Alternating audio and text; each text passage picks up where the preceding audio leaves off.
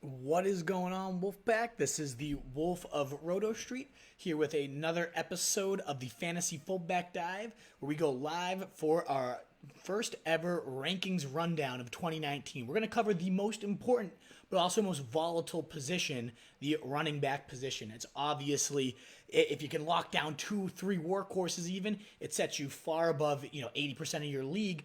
But also, it's tough to figure out which are the ones that are going to pan out, which ones are actually going to stay healthy at a position that just can take a beating. So, figuring out running backs is about as difficult as it gets. I'm here, though, to help you navigate this tricky position. And any questions you have while I'm going through it, please let me know. If you're tuning in on the podcast, this is also a broadcast live right now on Facebook. So make sure you try to catch those every Wednesday right around 6:30. We're going to do a ranking show followed by a roundtable, which won't be live, but you can hear that live in the podcast after this episode. So I'm going to go quickly through my top 20 running backs, go through the tiers and all that. If you want to see, though, my rankings, which could change between now and the time you're listening, everything's all over the place in a stock market area that is fantasy football. Everything's always up and down. If you want to see or hear my rankings, go to rotostreetjournal.com/bigboard, where I'm constantly updating. I'm actually in the process of adding notes to every single player. My top 200, I want to have a blurb on. So we're working on updating that now as we get some other exciting things like an app, our guides, and all that work through as well. But if you're live, Taylor, I see you tuned in. Awesome. Get your questions in as I run through this now. So right here at the top, you'll see is tier 1, and really it's kind of a big 3. Alvin Kamara, Christian McCaffrey, and Saquon Barkley, with most experts, as you see right here, ranking Saquon Barkley at the top. You can see live where it says -2 or +2, all that. ECR stands for expert consensus ranking. ADP stands for average draft position. So I'll kind of reference those if there's guys that I'm much higher on or much lower on as I go through that. As you can see right at the top, Alvin Kamara, I'm much higher on because I have him +2 the ECR, +2 the ADP. And the reason being, out of all these running backs, I feel like there's literally no question with this guy's floor. He's been the running back 3 or running back 4 in his first 2 seasons in the league. He's just been flat out dominant as a central cog to this unbelievable, explosive New Orleans attack. So you got this guy that gets tons of volume in one of the league's best attacks, and then you remove Mark Ingram, who's been not a thorn in his side. They've complemented each other very well. But Alvin Kamara, when Mark Ingram was out of the lineup, was on a historic pace. I know you're tuned in right now, Taylor. You made a graphic about this. On a pace to beat any other season that's ever happened in fantasy, regardless of position. 100 points better than what Mahomes did last year, for reference. Better than Marshall Faulk's 1,000-yard catch, 1,000-yard rushing season. Better than LT's 32 touchdown season. This guy had an absurd pace. Now, they did sign Latavius Murray. He's probably going to play a very similar role to what Ingram did. Sean Payton's already come out and said, we're not going to feed this guy and make him the unquestioned workhorse. Yet still, even if he only gets about 5 to 10% more snap share, he was right around 58% last year, just that little bit would go an enormous way. He's averaged the most fantasy points per touch of any single player in 2017, a historic number there, and he was the 4th most of all time last year. So historically efficient. So just a even little spike of playing time that happens with Murray coming in instead of Ingram is going to go a long way for Kamara. So to me, I just see an enormous ceiling that's been raised, a floor that's very well firmly established. Then both of those things, in my opinion, even if Saquon Barkley, if everything pans right, probably has a little more upside, I still think Alvin Kamara, to me, has to be at the top of the board. So clearly I'm different than the experts on that. McCaffrey, my number 2, though. I love everything about him. I don't see why this guy who redefined the bell cow last year, 321 touches, insane volume for Christian McCaffrey. They're saying they're going to reduce his usage quite a bit this year. And he was on the field for, I think, 97% of snaps, an insane total, especially for a smaller back that everyone was questioning. Can this guy actually shoulder the load? Nobody shouldered a bigger snap load than Christian McCaffrey last year. Historic numbers. They're going to probably take away a little bit of those snaps, but they said they're going to take away snaps and not touches. So ultimately, I still expect right around 300 touches for this guy. The one concern I do have, especially recently, is reports coming out that they might go with a goal line back, take him out so he doesn't take that short yardage goal line wear and tear. Obviously, touchdowns are a humongous part to anyone's workload and fantasy value. So ultimately, if that does happen, then that's why I don't have him above Kamara. that would be a pretty decent dent in Christian McCaffrey's ceiling if he gets those touchdowns taken away. But ultimately, you look at that roster too, like which guy's going to be? Is it Holyfield going to make this roster? What is it gonna? Who's it going to actually be? So ultimately, I'm not overly worried about McCaffrey. Still clearly my number 2 guy, and then Barkley, who everybody has at number 1 for the most part. I'm a little bit nervous about the Giants. I think that offense could suck. I think there could be a lot of 3-and-outs there. So even if I think he's the best number 1 overall talent, I think everything around him could bring his value down a little bit, which I am not a huge fan of. David Johnson comes at number 4, and honestly, if I was being real nitpicky, I'd probably have tier 2 and just David Johnson in it. I think the air raid offense is going to spark this guy and light up. He's my clear-cut number 4 overall. Would have been Zeke Elliott at number 1 even, above Kamara, who I just raved about. But with that holdout going on right now, you cannot risk losing your first overall pick, which would have been Ezekiel Elliott. So David Johnson now slides in. It used to be a big 4. Now it's kind of a big 3 with David Johnson as the 4. I think the air raid, though, has a 1,000-yard catch, 1,000-yard receiving, 1,000-yard rushing upside is very real, especially in a Cliff Kingsbury air raid attack that's going to probably pace the league in offensive rate and plays. I think he's going to be the offensive centerpiece for this. There's going to be tons of screens and just getting this guy in space like Bruce Arians used to do, which is the opposite of how he was used with Mike McCoy last year. Probably the worst play caller I've ever seen. Use this guy running him up the gut in like 30% of his throws. He's going to really split this guy out, use him as a pass catcher, use him on more outside zone runs. That's what Cliff Kingsbury does when he's got 4 wide. The defense just can't load the box like we saw with David Johnson, who still was the RB11 and RB10, depending on your format last year, in arguably the worst situation with an awful quarterback and an awful offense that scored 14 points per game. I think that could double this season with the air raid and Kyler Murray, who I really believe in, which means David Johnson has all the upside in the world to lead this running back position in points. At 4 overall, I think he's a no-brainer. After him, though, and clearly you can see right here, I'm much higher than the experts on this guy. It's Todd Gurley. 40 touchdowns in the last 2 seasons. Why is everybody so down on Todd Gurley? Obviously, I get the knee. That's a huge concern. He disappeared down the stretch. CJ Fat Anderson got more carries than him down the stretch run, but this is still Todd Gurley.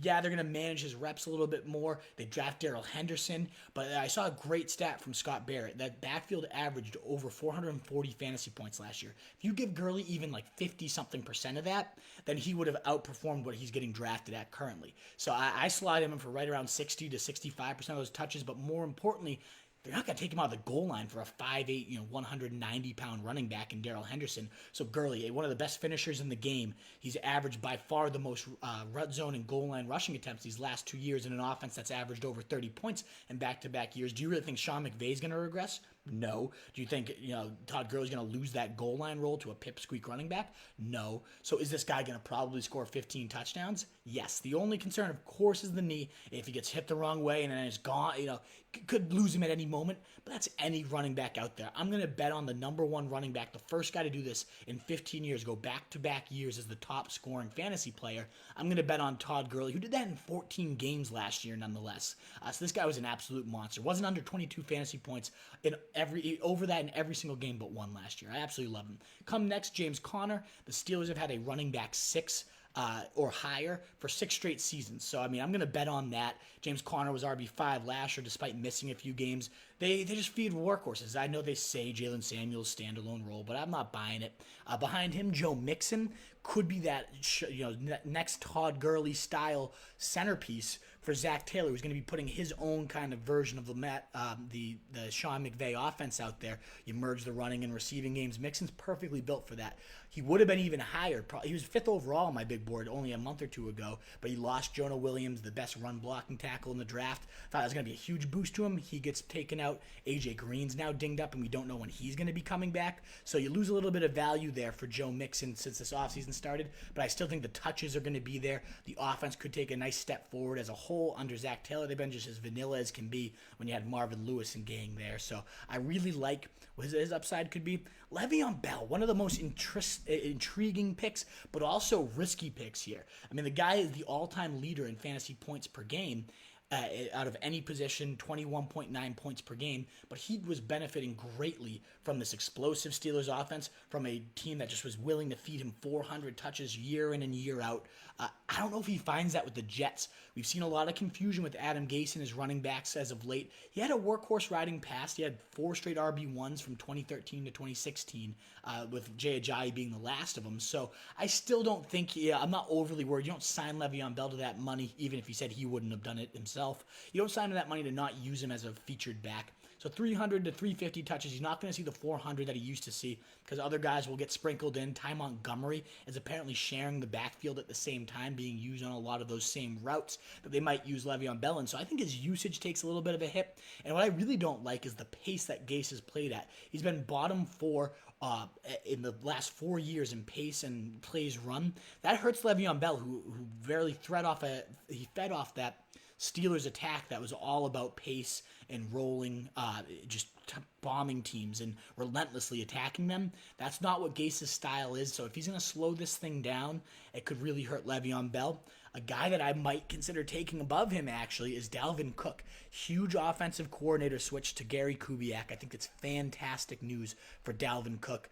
This guy, Gary Kubiak, 12 of 22 running backs have gone for over 1,400 yards in the system. 3 of those guys were injuries, and that's why they didn't cross the threshold. So there's really only been 3 busts in Gary Kubiak's running back career. No names like Orlandis Gary and Mike Anderson going for over 1,500 rushing yards. But then you get an actual good talent in that system. Someone like, let's say, Arian Foster, or even better, Clinton Portis. Those guys went for 2K, 20 TD masterpieces. And Dalvin Cook's talent is much more aligned, maybe even more talented than those guys. I don't think his shoulder's not as big as an Arian Foster or Clinton Portis, not quite as thick, but oh my God, the upside this guy has in Gary Kubiak's zone blocking scheme. The perfect fitting runner, was the 4th best on outside zone runs since entering the league in terms of yards per carry, and nobody runs more zone runs than Gary Kubiak, whose offenses have been top 5 in rush attempts pretty much every single year he's been a coordinator. So tons of volume coming for Dalvin Cook, who also had Latavius Murray removed from the scene, who led that team in rushing touchdown,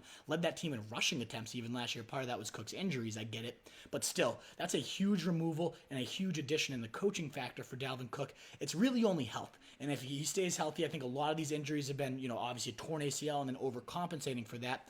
This is the year he's 100% healthy, ready to go, not worried about the knee in training camp. I think this guy lights it up this year. So I really love Dalvin Cook. I think he brings a ton to the table. 2K upside. I'm calling it right now. 2K to 10 to 15 touchdown upside. He might be that Christian McCaffrey style player that you get, mid-late round 2, and then everyone's taking him in your top 5 the next year. I could totally see that. And then Nick Chubb, risen up to number 10 in my rankings. And hell, if Kareem Hunt didn't exist, he would be all the way up in, probably number 5 or maybe even number 4 in these rankings. Because I do think the Browns' offense is going to be as explosive as can be. You add Odell Beckham. How can you stack the box when you got Odell Beckham, Jarvis Landry, Baker Mayfield's beautiful deep ball all around there? You can't stack the box on Nick Chubb, who was gashing defenses already last year. He led a ton of Pro Football Focus's yards after contact and running back grades and all that. This guy showed a ton more elusiveness than I think a lot of people gave him credit for coming out of college. So I love the talent. I love the offense he's going to be in. I think he's going to be nice high usages, especially after they trade away Duke Johnson. So that early first 10 games of the year, you're looking at one of the most high volume running backs in an offense that is going to be probably top 5, if not top 3 in the league right there. That's a recipe for monster numbers. I wouldn't be shocked to see Nick Chubb pace the running back position in fantasy points for those first 8 weeks. The problem is, and as everyone obviously knows, is Kareem Hunt's coming back those last just 6 or so weeks, and that's right during fantasy crunch time, your fantasy playoffs, when you're going to need him the most. That's got to be a huge concern for owners. You don't know how that's going to shake up. And granted, is Kareem Hunt going to stay clean this entire season? Is he going to actually work in and be a monster role when he comes back? All the reports are the team loves him and love what he's doing. Peter King said that earlier. So I am nervous that right when you're used to getting 25 points a week from Chubb and you're first place, suddenly you lose that point source and it becomes more of a 12, 15 point guy and your team makeup takes a decent hit. So that's why he's down at 10 and not top 5, top 3 even, what he could be if he was the true lone feature back. Matt Milliken, good to see you. I love Dalvin Cook too. Huge fan. I'm glad I know you're a fantasy wolf yourself, so I appreciate that. So now we get into tier 3. So we kind of covered again that big 4 locks for the top 4 spots. Then tier 2 are those fringe first or second round guys. I'd usually probably go the target hog receivers over most of these guys. We're talking, DeAndre Hopkins, Devonta Adams, maybe even Odell Beckham. But then these guys kind of round out your first round, early second picks. And then tier 3 is like the late second, early to mid third round guys. We get here, and that's where I have Zeke Elliott slotted in. One of the biggest risk-reward gambles you could take if you're drafting this weekend is Ezekiel Elliott. What do you do there? Is he going to hold out? Do you believe him? Are they going to pay him? Are they going to get him in? What's going to happen there? In all honesty, my gut tells me he's going to show up. I wouldn't be shocked, though, if it's, week 6 or wherever it has to be to him accrue that year towards free agency. I could see it totally being something of that nature where you miss your top running back for the first 6 or so weeks. Maybe he does report. Maybe this is all moot. And if he does, it's the number 1 overall player on my big board. I love Zeke Elliott's 77 receptions last year. I love the 16 touchdowns he had as a rookie. I could see a situation where both those things marry and he just has a monster season. But in his absence, Tony Pollard's looked really good. They're saying that he could end up working into a receiving role right now. So Zeke Elliott, definitely a bit riskier with that holdout going on. You have to question that. I do love right below him, Aaron Jones. That's the first guy in that kind of tier 3, that round 2-3 turn that I would lean to. He's unbelievable. He led the league in outside zone yards per carry last year. And then Matt LaFleur comes in, a disciple of the Shanahan scheme, which all of you should know by now if you watch me. Shanahan's zone blocking scheme is gorgeous for any running back. He fits that scheme to perfection. Great acceleration, great, stick your foot in the ground and get up in a hurry, has good vision to see the holes develop. I love Aaron Jones' fit, especially as a receiver too. Apparently he's been peppering the jug machine, just taking practice after practice, catching balls every single day. This is a very screen-heavy game that puts in some intricate routes for its running backs. I can see Aaron Jones thriving in that. This offense getting him into space, using him in screens. He's such a dangerous, all-time, over the last 2 years, leads the league in yards per carry, leads Pro Football Focus's grades. Just every metric, this guy has been dominant. He just hasn't been getting the usage. Jamal Williams lugging him down, always trapped in his committees. But Jamal Williams has a hamstring injury throughout camp. He's been dinged up, giving Aaron Jones a chance to really separate himself, and apparently he has. Matt LaFleur's lead back has averaged 18 or more touches in 80% of the game. So if Aaron Jones is that guy, and it seems like he clearly is, that's humongous, because when he gets 18 or more touches, he was on pace for our running back 5 stats of last year when he got those types of touches. So really the volume's been the only question with him, and even if LaFleur's hinted at a committee or blah, blah, blah, this ground game is going to be a lot more, the ground pie is going to be bigger here this year under Matt LaFleur, and I think all of that pie really fits what Aaron Jones does well. So I'm a huge fan of him. Derrick Henry, you guys know the deal with this guy. Obviously hasn't been reliable in his early career, but you've seen those flashes when he gets the volume. He's just been a steamroller. This is a guy that's a better with a lather. You need to give this guy carries, and they're finally promising. Mike Vrabel to Arthur Smith, the offensive coordinator. They're saying we're going to feed this guy right from the start. So when that's the case, you got to love what Derrick Henry can bring to the table. He was the number 1 running back in fantasy over those last 4 to 5 weeks, averaging over 160 rush yards, a touchdown a game. Any format, I know he's not a PPR monster because he doesn't catch a ton of balls, but the rushing totals were so dominant. You got a good defense over there too, so games should stay close enough for the most part. There is that risk of game flow, right? If they go down 14-21 nothing to the Colts early, you're not going to see a whole lot of Derrick Henry. So that's the risk with this guy. But you got to imagine this team is in more games than they're out of games because of their defense being so strong. Don't love Mariota, but I think he's the engine of this offense, and I really love him. And right below him, I think my bet for the most undervalued player in fantasy right now, that's Chris Carson of the Seahawks. 33 rush attempts per game this ground pie offered up. So humongous volume. You remove Mike Davis, who had over 170 touches last year, but the biggest number there with Mike Davis's removal is his team high 42 targets. He was kind of that clear-cut go-to third down back. They're saying Chris Carson's going to shoulder most of that receiving work. They're saying at least 50 targets for this guy this year. He has the best hands on the team, that they're splitting him out wide. This is a guy, again, the run-heaviest offense, the largest slice of that ground pie, now getting some air yardage added to that. I don't see what everyone doesn't see in this guy. The offense is obviously going to be pretty efficient when you have Russell Wilson moving you down the field. what's up? What do you don't like about Carson? Anybody out there, please comment in and tell me why is Chris Carson going late round 4 as the RB22, and I will give you a reason why you're wrong. The injury concerns, I guess, maybe you could bring those up. He's gotten dinged up over his early career, but ultimately, I'm not. It's injury. Anyone can get hurt on any play. This guy's a truck and probably the most jacked guy in the league. Right below him, though, clearly this like 13, 14, 15 are guys that I love that the experts don't and that the ADP doesn't. Because I'm 9 spots higher on Chris Carson, 9 spots higher on David Montgomery, my favorite rookie running back this year. Top 10 offense, top 10 offensive line, and he fits exactly what Matt Nagy wants to do to perfection. And that is marrying, again, being unpredictable, not knowing when you're running or passing. When you had Jordan Howard last year, they ran on 60% of his plays, by far the highest and most predictable in the league. And Nagy's already come out and flat out said, we didn't have that element of unpredictability last year. David Montgomery allows you to do that. You should have seen that on the 21-yard screen. He ripped off the engine of that offense. 41 of 49 total yards on that drive he was in the preseason. Everything funneled through this guy. He had a very impressive 7-yard TD scamper where he broke about 1 million tackles, bounced it to the outside, and got him. That's his calling card, his contact balance, his ability to break tackles. And that's why he's been compared so frequently to Kareem Hunt, who Matt Nagy took as a rookie and led the league in rushing as a rookie.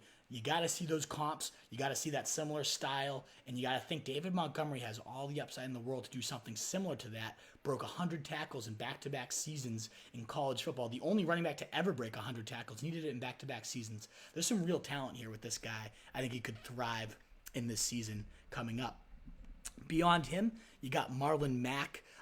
That one's getting a little riskier right now with Andrew Luck's question in the air. This guy had almost all his points were in games where they were leading by 14-0 by the end of it. So very game flow style back that everyone seems to love, but I'm a little bit lower on. I love the offensive line, but when Andrew Luck's dinged up like he is, that makes this a huge risk right now. So Marlon Mack, yeah, I like the guy, but definitely a little bit lower than the expert consensus because of how dependent he is on game flow. Nyheim Hines becomes that featured back when they're down. So I don't love him. And then Damian Williams has taken quite the hit. Was a fringe first rounder only about 2 weeks ago, but Andy Reid coming out and saying, just like my old Philly days, we're going to use a committee this year because Damian Williams had that hamstring injury. He allowed some other running backs between Carlos Hyde and especially as of late, Darwin Thompson to flash, and they're now getting some first-team reps throughout camp. Goal line reps getting taken by Carlos Hyde. So Damian Williams, 10 touchdowns in 6 games. That was a huge part of his value. If he loses those goal line touches and starts to become a little more just in between the 20s, and you don't know what that committee is going to look like, that's tough. And this is a guy, again, I had as a fringe first rounder not all that long ago. So to me, I could see me putting him back up if we know he's separating. We know he's going to get about 60% of the work, but I need to see that. So you guys out there, let me know what your thoughts are on Damian Williams. Am I overreacting to this news? Is it not as big of a deal as I'm making it to be? Or is this something we should be worried about? After that, so again, that's like that high-end RB2. Like ideally, they're your RB2s. If you went wide receiver, I could understand why they might be your number one running backs. They're acceptable running back ones, but that's really the elite running back 2 tier between those guys. And you move to tier 4 where these are like the last of the RB2s I'd really want. There's more RB2s below them, but these are the guys at your second running back spot. If I didn't have one of these, I'd be a little bit disappointed in. You start at the top list with Josh Jacobs. I am starting to get nervous about that Raiders team just being a complete bag of shit with Antonio Brown's feet all over the place. If his head straight, he's going to play with that helmet. What's going on with him? If you remove him, this offense becomes just the biggest joke in the league. What's their number one receiver? Tyrell Williams? Awful. Absolutely awful team with not a great line that's been kind of hit with injuries throughout training camp too. So I don't like that about them. But because they suck so much, I actually like Josh Jacobs to be a sneaky bet for 80 to even 90 catches. Gruden's target share to running backs over 32%. For perspective, the Saints and what was the other team? There's only 2 teams that average 32% target share, the Saints being one of them. So that's what Gruden's target share to running backs has been, is on par with Sean Payton's. And Josh Jacobs by far the best receiving running back. Jalen Richard, yeah, he'll get his decent share, but ultimately they already said Josh Jacobs has been thriving as a pass catcher in camp. They're really excited about him. Gruden, after they drafted him, made a comment about how this guy better be ready to run. They're going to make him the centerpiece of this team. So even though the team is blah, that's why I like David Montgomery more than him. There's still plenty of upside to Jacobs. I'm a little bit nervous, so you got to be a little wary. The fact that he never he never even approached 200 carries as a college runner. He's never been a true workhorse, so can he withstand that punishment? He's built for it. A lot of teams identified him as their number one running back on the big board, so could he do it? Sure. Is he going to do it is a better question. That's the risk with him. Right below him, and maybe a guy I'll bump up ahead of him if I don't like what the direction of Antonio Brown and that Raiders offense is, Devonta Freeman. We know that offense for the Falcons is going to be explosive. Matt Ryan, the number 2 quarterback in fantasy last year, they put up their points, the Falcons did, and that was without Devonta Freeman. Just a few seasons ago, this guy was a number 5, number 1 running back in back-to-back seasons, and now you removed Tevin Coleman, who was kind of picking at his touchdowns, picking at his carries and receptions. They have Brian Hill, who's been impressive. Ito Smith's reportedly been solid, but it's going to be the Devonta Freeman show behind a line that just added 2 first-rounders. You got to like what this guy could bring to the table in 2019. Now, is he healthy? We haven't seen it get done in a couple years. He wasn't great even in his last full season, but every report is that this guy's been flying around camp, looks as healthy as he has, looks like vintage Devonta Freeman is what all the reports are. I think that upside is astronomical for a guy that falls to round 3. I'm a little bit lower apparently than the experts. He might get that bump up into this kind of like Damian Williams style tier when all is said and done. After him, you got Leonard Fournette. I'm clearly lower than his ADP and a little bit lower than the experts. The ankle, the nagging foot injuries, John DeFilippo coming in there, one of the past happiest coordinators in the league. A lot of these things just don't add up to me feeling like Leonard Fournette will bounce back. The volume's always been there for this guy, behind Gurley and goal line carries per game, behind only Gurley and Zeke in touches per game since this guy's active. But how many active games you're going to get? Is it going to really matter in an offense that's going to probably be a little bit more pass happy under DeFilippo? A little bit nervous about Leonard Fournette, not going to lie. And then here's a guy, Kerryon Johnson, who rose significantly up my big board, yet I'm still 8 spots lower than his ECR. What gives, Wolf? Why are you so low on Kerryon? Well, one, I do love the fact that Theo Riddick's finally removed. He was between 20 purgatory, having touchdowns and receptions, the 2 fantasy gold mines removed from him. And now at least one of those things, receptions, is going to Kerryon Johnson. All the beat writers projecting 60-plus catches for this guy, and I'm on board with that. I think he could easily see his reception spike to that number, especially the one telling piece of evidence in my mind was when Theo Riddick was out last year. Yes, he set his rushing record with like 158 yards or so against Miami. Fantastic, had great plays. But I'm more interested in the Seattle game. They were down by 2 touchdowns the entire game, essentially, starting in the second quarter. Kerryon Johnson played 81% of those snaps after the team went down. So that tells me this guy's going to be that third down back. Tells me he's going to be their catch-up mode back on a team that I don't think is going to be leading in too many games. So that gives me more confidence that he's going to have probably 60% or so snap share. What I am nervous about, though, is the touchdowns. He lost those carries to Blunt last year, and Blunt was god-awful at the stripe. Now you get C.J. Anderson, who's been historically efficient in short yardage and goal-to-goal situations. I think a better version of LeGarrette Blunt, who Kerryon Johnson couldn't clearly separate from. Plus, you mix in a very sketchy injury history. He missed a lot of time last year, had tons of little dings and nagging soft tissue issues all throughout his career at Auburn. I don't know that this guy could ever withstand a workhorse duty, and I don't think he's going to get workhorse duty. So when you mix those two things, the injury concerns, the goal line vulture concerns, I am definitely a little bit lower on Kerryon Johnson than most, even if I understand, second in yards per carry last year, tons of talent with this guy. I just think there's a lot of red flags that a lot of people seem to be ignoring this year.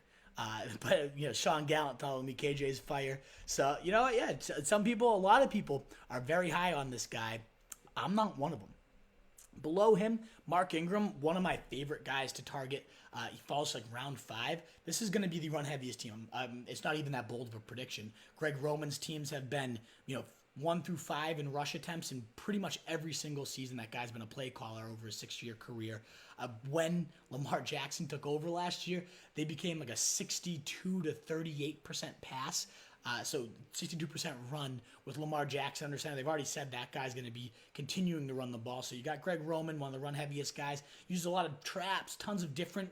One of the most creative run game minds you'll ever find. We saw Frank Gore thrive in his system.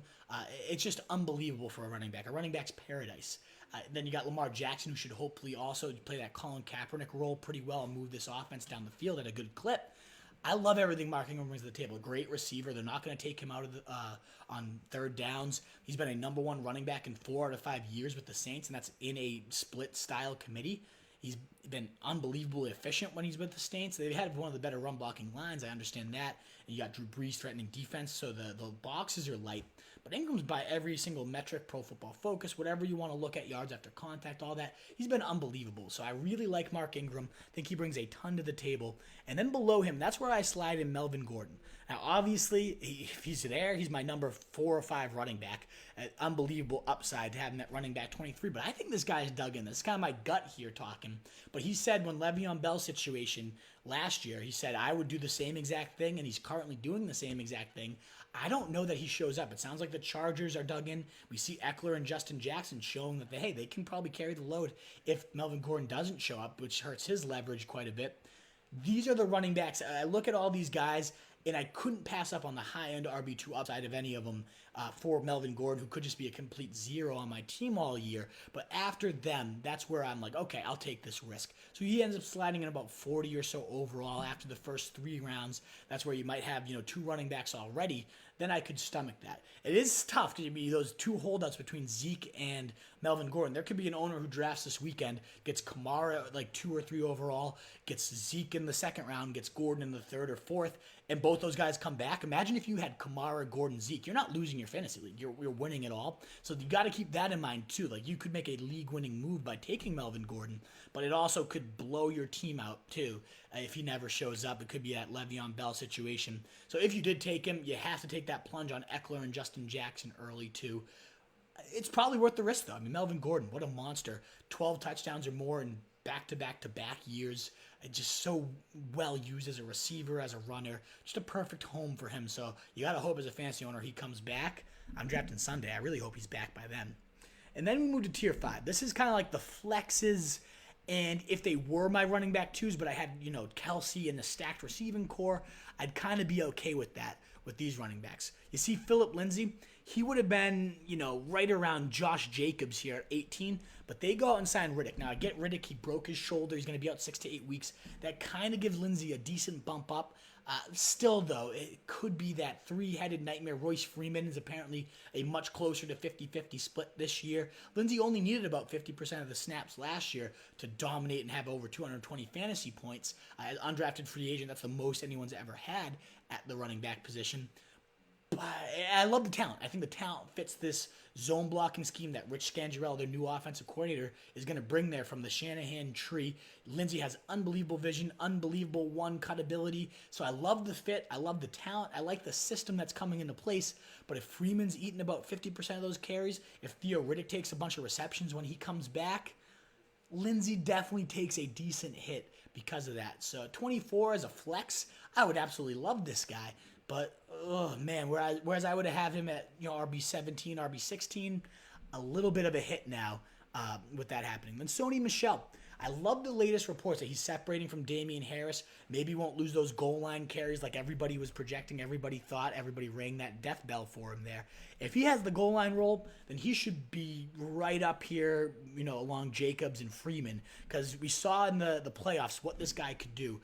Unbelievable, 20-something touchdown pace because he was such a beast at the stripe there. Apparently, he's flashed as a receiver and looked great in that role as well. So he's a guy that could end up rising throughout camp. I want to know that he has it on lockdown. I know Damian Harris is dealing with some injuries, so that could shake things up. But I really like Sony Michel. I like Tevin Coleman with Jared McKinnon laid up right now, potentially starting the season on the IR, Jared McKinnon. That would free up 8 weeks for Tevin Coleman to just take a stranglehold on the lead horse backs of none other than Kyle Shanahan's zone blocking scheme, which I continue to gush about his proteges. Nobody runs it better than Kyle Shanahan. He's got experience with Tevin Coleman in Atlanta. They say they're moving him all over the place more creatively than he's ever been used before in his career as a pass catcher. The de facto goal line runner is the biggest guy there. You guess Kyle Juszczyk raving about how he's finishing his runs in the goal line, an area where they ranked 32nd last year, dead last in the league in rushing touchdowns, especially rushing touchdowns in the red zone.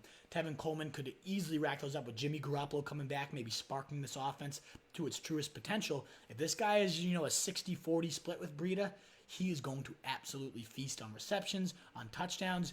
Very real 1,500 yard, 10 touchdown upside that you can get in around 6 or 7. Tevin Coleman, one of the best values in fantasy right now, especially with the McKinnon news. Now, McKinnon could end up not making the IR, and this could all be a bunch of nothing. It could go back to that three-headed mess that we were all concerned about. That's why I don't have him, all the way up in my tier 2 running backs. But I do think, a lot of people speculating he's going to be gone. I love it. Eckler coming up to 27 here, 8 spots higher than his ECR. Again, 2 spots higher on Coleman, 8 spots higher on Eckler. Obviously, so much of that's dependent on Melvin Gordon. Is he going to show up? What's his role going to be? So I really do like Eckler.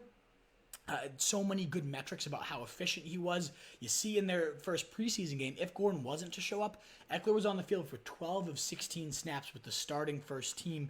In that game, Jackson got 4. Eckler got the first 2 goal line touches. Justin Jackson, he did fumble him. That's a pretty decent concern. Yes, I agree. But Justin Jackson then goes and finishes a touchdown on one of his snaps.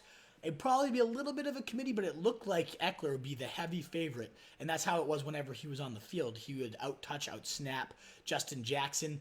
There's the worry, is he going to be just as efficient in a featured role as he is in the change of pace role? And he wasn't great when he got heavy work last year outside of one game. He had 3 games where he was over 20 touches, and he only had 1 real good game out of those. But I think a lot of that was he was dinged up. I think Austin Eckler could be a monster, a potential James Conner-style pick this year if Melvin Gordon doesn't show. You guys have probably heard me rave about Latavius Murray. 10 touchdown standalone upside in this Saints attack in that Mark Ingram-style role. He showed great as a receiver in their first preseason game. Rips off 3 straight receptions. Just a great fit for that role where Mark Ingram was in a running back 6 just 2 seasons ago, even splitting the backfield with Alvin Kamara. I could see Latavius Murray easily sneaking into that top 15 running back stratosphere. And then you got that handcuff with benefit style upside. If something ever happened to Alvin Kamara, you're looking at a top 3 to 5 weekly running back behind that line within that offense. The Saints have had the first, second, and first most total backfield points these last 2 years. Latavius Murray's going to feast on that ground pie. I think he's an unbelievable value right now. James White sliding in right here, it's tricky because he had such a great season last year, but I think a ton of that was Sony Michel's injury. So many points, average like 23 fantasy points per game with Sony Michel out versus about 14 to 15 with Sony Michel in. Became a much less consistent usage guy. A ton of his touchdowns came without Sony in the lineup. Then you add Damian Harris and Rex Burkhead's in there. James White came off over 200 touches for the first time in his career. They've already talked about how they don't want that. He's kind of like their playoff secret weapon. I see him getting much closer to that 120, 130 touch range. A guy that I think is due for some serious touchdown regression this year. So as much as I love him as a Patriot fan, Tom Brady doesn't have very many reliable targets there right now, so he's still going to get plenty of his receiving work. But I think the touchdowns take a big hit. I think that handcuff upside he had last year takes a big hit if something ever happens to Sony. I think Damian Harris kind of steps in. So not a huge James White or Tariq Cohen. When you see kind of those pass-catching specialist guys, they end up just being so volatile. You don't know how many receptions. They're game flow dependent. Is it going to be a game where you grind it out because you're on top? Or are they going to be playing from behind and Tariq Cohen suddenly has a 30-point day? It's just so boom or bust there. So I don't love that. I'm through 30 running backs, and I do have to kind of cut this short because we're getting ready for our round table. So let me kind of rapid fire through this. 31, Darrell Henderson, one of the most highest upside picks. I'm plus 10 on his ADP, plus 7 on his running back ranking. I think this guy blows up this year, runs the most outside, 10 yards per carry in outside zone runs last year. Nobody ran more outside zone run than the Rams. This guy's going to blow up. And then, of course, if that knee does flare up, holy hell. My God, this guy would have limitless ceiling. So I think they compared him to their Kamara. Adam Schefter came on our podcast and said Sean McVay said this was the most explosive player in the draft, the number 1 offensive weapon on his draft board that he had to get. They trade up and go get him. They compare him to their Kamara. Again, that style, 30, 40% of touches in this backfield would really yield some significant value for Darrell Henderson. Kenyon Drake getting hurt today, that's going to probably bump him down below guys like Rashad Penny, who's the 1B in the run heaviest scheme of last year. So he's going to get tons of that Mike Davis vacated volume. Carson has his injury concerns, so Penny could really thrive. All reports these guys in much better shape.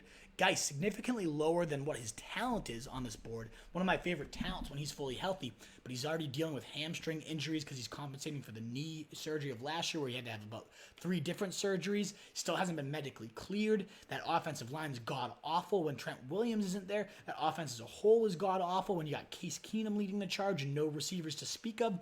And then you got Adrian Peterson and Chris Thompson, and they draft Bryce Love. Is it a 4-headed fucking nightmare on a disgusting team? As much as I love Geis and his talent, he was a second rounder for me last year. This situation's gross. Maybe by mid-season he emerges and is like a stretch run season winner. I'll probably be trying to trade for him come mid-year, but he's going to be a nothing to start the season. So I'm not in on him. Lamar Miller or Duke Johnson back-to-back here. Definitely much lower on Lamar Miller than the experts, -6, -5 of his running back ranking, where I'm +10, +12 for Duke. And that's simply because I think Duke's the better back. He could be a featured back. The amount of capital they gave up for this guy, Duke Johnson, your conditional third round or fourth round or whatever it ends up being, that's a lot for a running back these days. And that's Bill O'Brien pulling the strings there. So clearly he envisioned a role for him. Even if they haven't been very pass happy to their running backs, it dead last year, 28th, the years before that.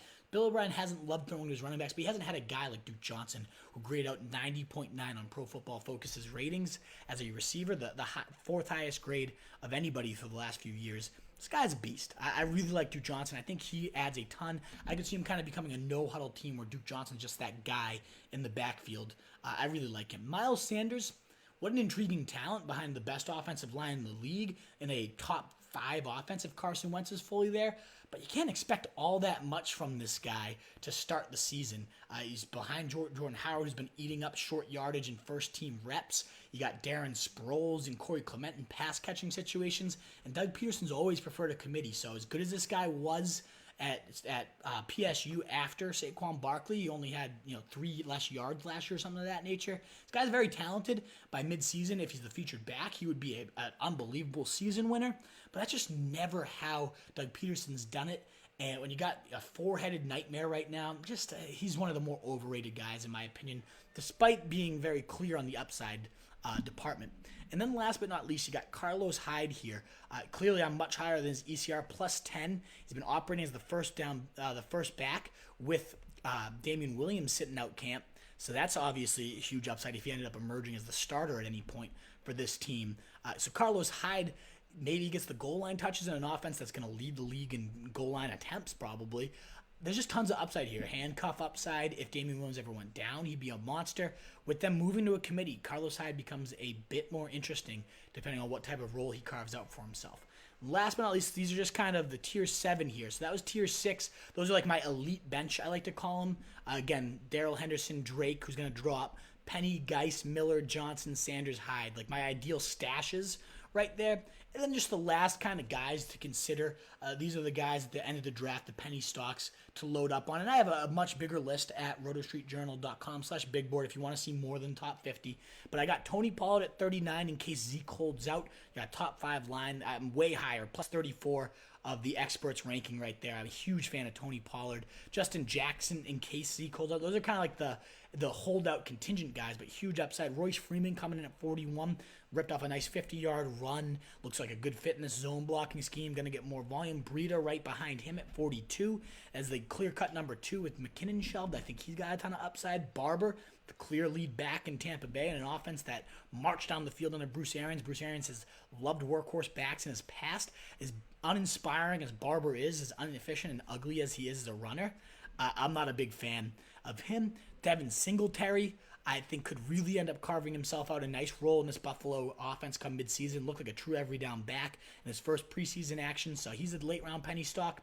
Jalen Samuels +4 ECR because of that carved out standalone role it seems like he's making for himself. And then you got, of course, the handcuff upside if Connor's injury from last year flares up or any of that nature. Ronald Jones has the upside to steal the job from Barber and has apparently been one of the offseason stars for the Bucs, so he has some upside. Kareem Hunt, a great stash if you have the bench depth to do it.